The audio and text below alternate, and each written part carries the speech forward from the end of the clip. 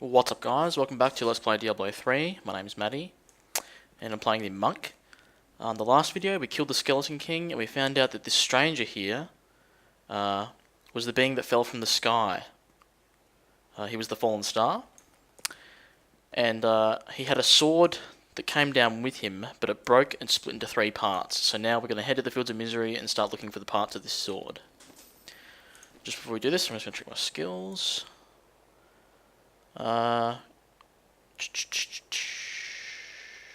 Might have blinding flash, adjusting strike, that's all I got. Lashing tail kick, tempest rush, no we don't really want that, do we?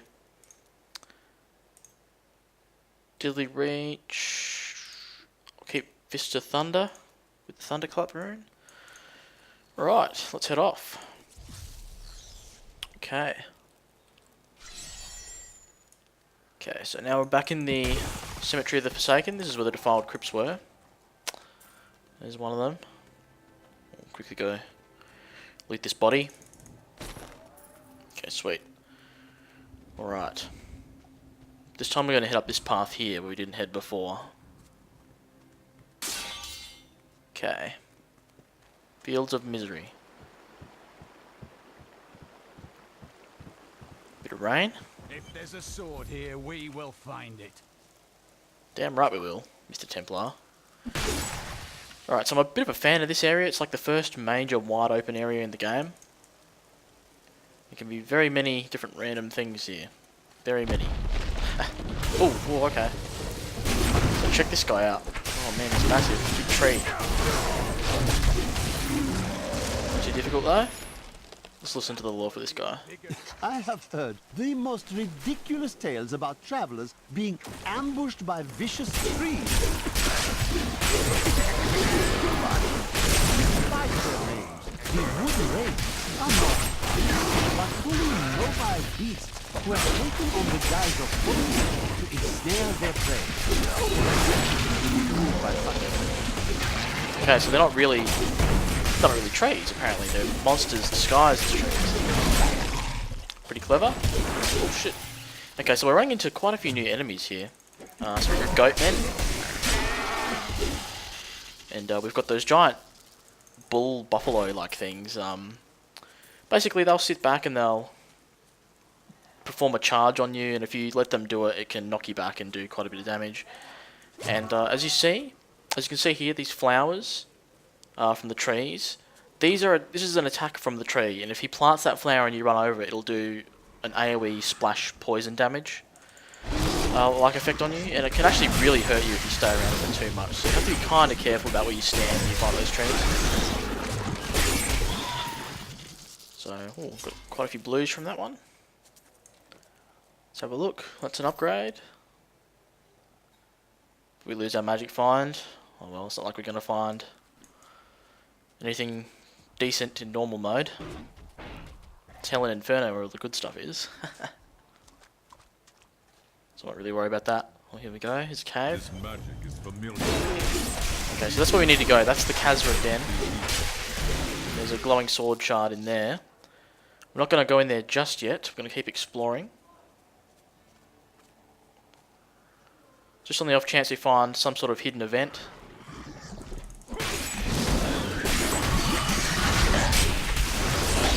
So you've got to kill these nests here first, so they keep spawning these little bats. Just food for thought.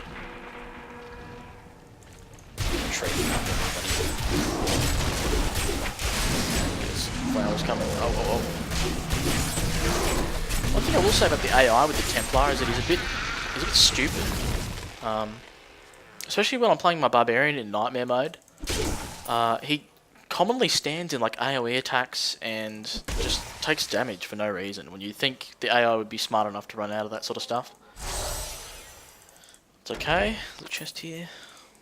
Grab the gloves. Okay. Let's keep exploring. The tree. Okay. So yeah, as I record this, it's May 20th. And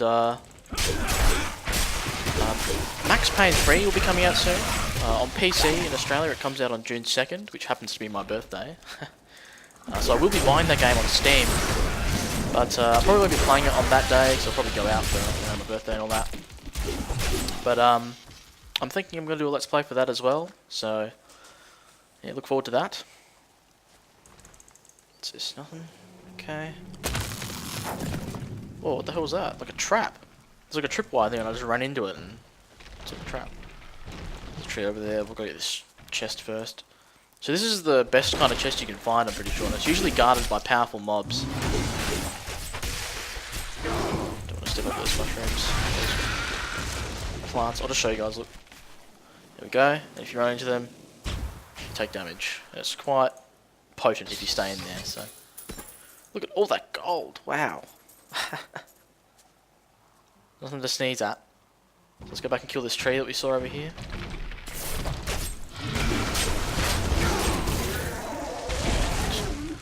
Decimated that one. So there is a random cave that can spawn around here. I'm not sure if there's more than one, but that's what I'm basically looking for right now. I would like to get to that cave.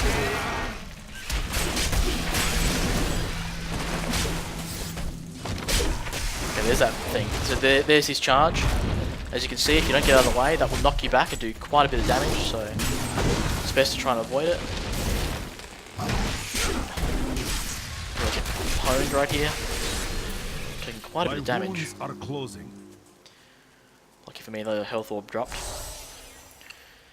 Yeah, I'm really looking forward to PvP, but I didn't actually realise the monk class had heals. So, as far as I'm concerned, or as far as I'm aware, there's not really supposed to be any sort of dedicated healer, but I mean, I'm not sure how well these heals will go in PvP, whether they're overpowered or not. But an interesting thing to note is that I wouldn't say I'm friends with this guy, but I do know him and I have spoken to him before. He's sort of a friend of a friend. He knows an incredible amount about Blizzard games. Like if you ask him pretty much any question, he will be able to answer it for you. Because that's just how nerd baller he is. He has discovered a way. I'm not sure if it's his way. He's found a way for the sorceress, or the wizard in this case, to have insane health regen to the point where you can literally just take damage and never die. And I'm not kidding, guys. It's actually incredibly overpowered. You literally regenerate about 3,000 health a second, and that's nothing to sneeze at. And then combined with other abilities, it's impossible for you to be one-shot because there are several abilities that prevent you from losing life to a certain percentage. Like you can't ever. Like, no matter how large a hit you take it'll always stop like 35% or something like that. And then just after a couple of seconds, you'll just regenerate all your life. So there's a way for the wizard class to regenerate their health crazily fast. I can't actually remember how you do it, but it seems pretty broken to me. And yeah, I'm just curious to see how that'll fare in PvP, whether I'll learn that or not. Well, there's a waypoint over here, let's go grab it. Oh, looks like we already grabbed it. Don't remember grabbing it, but whatever, it's already lit up. Okay. There's a chicken coop here, let's break it. All the blood came out, wow, that was mean. Sheltered cottage. Okay.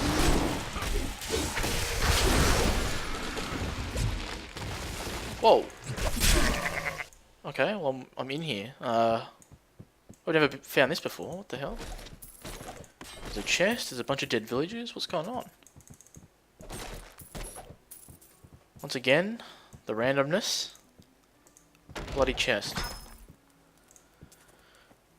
Oh, nothing much in here. Let's see if any of these weapons are upgrades. That staff is an upgrade, even though it's two-handed. Put it on. There we go. So it does slow down our attacks. So this is a weird thing about the monk class. Even though I'm using a two-handed staff right now, I'm still using my fists. And you'd think that because I'm using my fist, it wouldn't affect my weapon speed, but it does.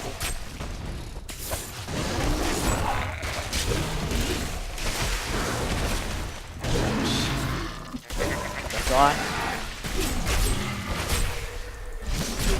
This tree. Go. Okay. So let's keep exploring. The way I typically explore these maps is I usually go around the outside first and then explore the middle. That's just my general pattern that I do. But I mean, everyone plays it differently. Some people don't like to explore at all. I do. Just on the off chance that you'll find some cool events or something like that. I'm pretty sure that's where we need to go afterwards, so I won't actually go up there. Oh, boss. He was absolutely no problem. One thing I don't like about unique mobs and mini-bosses like that is that you can't actually see what abilities they have. They just have some sort of tag or designation under their name, just random. Like, oh, okay, this could be bad. Right, teleporters.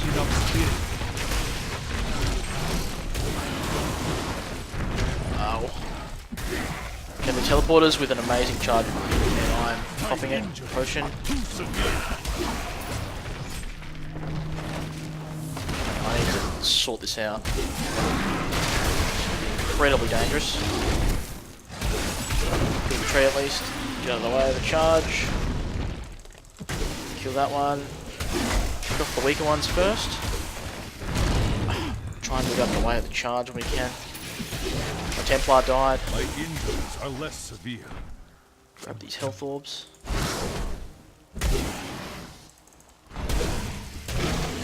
Okay, well that was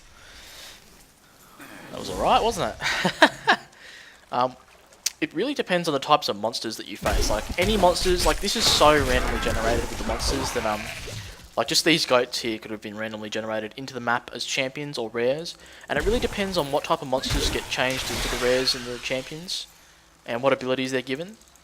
For example, those mobs we just fought there, if they were to have like frozen, they could have been much more deadlier because you know, they freeze you and then do insane damage with all their charges and things like that. So it's really luck of the draw what you face, but some of the things can be quite easy to face depending on what type of mob they are and what abilities they're given. And you know, some of them can be almost impossibly hard to kill depending on what types of mobs they are and what abilities they're given. It's just random luck of the draw really. Like, but that's what makes this game so fun. And like every time you, like if I was to leave right now and come back in, this map here would all completely close up again, and it would just generate an entirely new map, and I could re-explore this place and it would be different.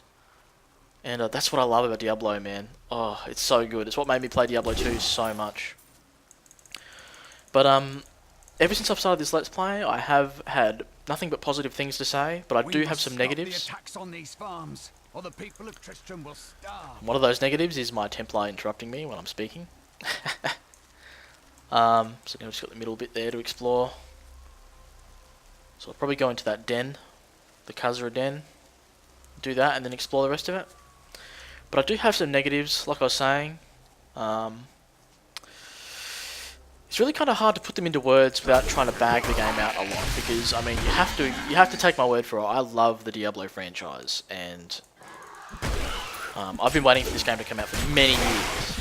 But I'm not going to sit here and lie, and like just because I like it so much, it doesn't mean I'm going to sit here and be like, oh, it's the best game ever. You know, no, absolutely no problems with it. It's not as good as I was expecting. Like, there are things that they left out that I was expecting to be in the game, and I could try and list those off, but I mean, I could really just talk all day about it, because when I talk about things that I don't like with the game, I tend to ramble on. I mean, I guess the biggest change I don't like in Diablo 3 is the fact that you can't create your own custom games. I mean, you can create your own game, and but you have to pick which quest you want to start from. You can't just like create a public server and like give it a title like you could in Diablo 2. In Diablo 2, you could literally just create a game, and you wouldn't have to pick which quest you're up to. Like, you could just go anywhere you want between acts at any given time, and you could call it like, you know, come PvP, come duel, or come trade, or something like that, and just people would come in, and you would meet new people, you would talk to new people, you'd make new friends. But that's sort of dead in Diablo 3. This game feels very linear in that respect. It's kind of like I don't really know how to describe it. It's just, it feels very solo-ish. The fact that you can only play with 3 people at a time, and the fact that it's incredibly hard to join a public game because you have to join it based on which quest the player's up to. It just means that you'll hardly ever meet anyone, and you won't really want to talk to anyone. I mean, there is a general chat that you can join, and you can talk to people that way, but it really just, it barely has anyone in it. We must hurry with the So yeah. Okay, so there's a unique boss here. And there's a part of the glowing sword. Glowing sword shard. Eric the Seer. Summoning little hell spawns. Who are you to take what is mine? I will return the sword to its owner. Regardless, I have claimed it. I am Magda, and I lead this coven. The shard is mine. To hell with you, witch! Very well.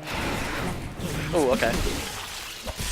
Alright, so we've been introduced to a new major character in the game, Magda. Who's the leader of the coven, which are, I think that's what these guys are from. But you will never possess the next piece. It has fallen where only the ancients may tread. She is more devious than she appears. Okay. Alright, well at least we got this part of the glowing sword. Nice. Okay. So now we have one of the 3 pieces. And we have to go take this piece back to Decker Kane and see what he has to say about it. And I guess tell him about this new Magda person that we just met. So yeah, so she's a pretty central character in the story. But we'll find out more about her later on this act. Thank you for helping me fight the darkness. To contend with evil is the essence of what it means to be a Templar. It is a beginning. Balance is the end. Cool. Alright, so I'm probably going to explore just a little bit more of the map and head back to the waypoint. Oh, some lightning. Another complaint that people have, I don't have this complaint personally, but another complaint that people seem to have is the graphics of this game. They feel like the graphics are just shit. But I mean, if you've never played a Blizzard game before, you'd probably... What killed this creature? What the hell? Oh, what the fuck? Okay, a random little ambush here of monsters. What this is about? Not enough spirit to lead. It's a boss. Okay, we took care of him.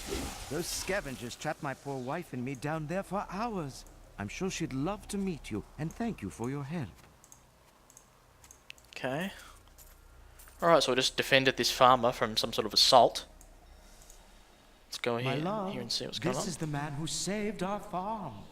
This is... Oh, No what? need to be shy. We owe all of this to you. I must be going. What the hell? Oh my god, her head fell off! She's nodded off. Wow, this is creepy as hell. What the fuck? That guy's a bit crazy, I think. He's got a skeleton there, thinking that it's his wife. This reminds me of one of those